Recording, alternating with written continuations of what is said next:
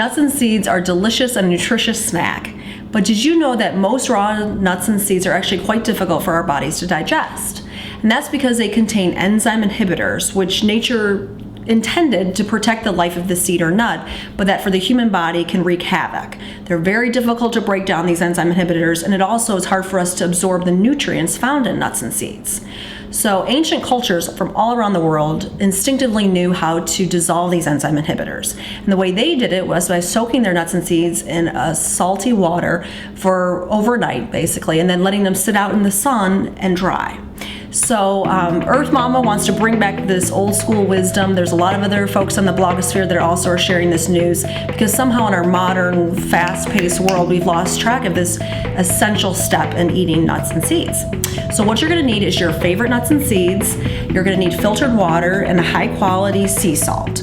You will also need something to dry your seeds. So I really prefer a dehydrator because it keeps them alive. You can set it at a lower temperature, but if you don't have a dehydrator, you can always use your oven. Just set it at the lowest possible temperature.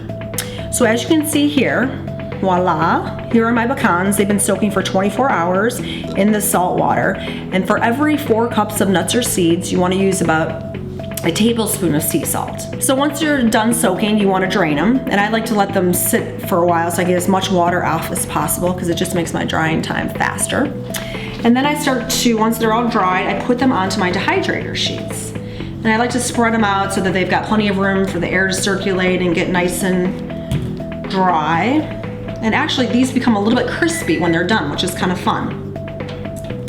Now I also, to be really efficient, I make a huge batch of it, so you can see how many, I think I did like 12 cups of nuts and seeds here. So, because again, I just would rather do this one shot and I'm done. Now I'm gonna grab my other 8 trays and fill them up with these nuts. And yeah, just lay them out, put them in there. I like to set my dehydrator at about 110 degrees, let it run for about 24 hours and do its magic.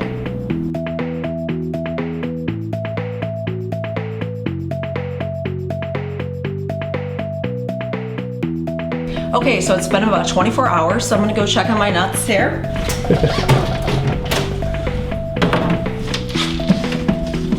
Okay, they're looking great. As you can see, they've got a little toasty hue to them. So they are all good, they're all dried, ready to go.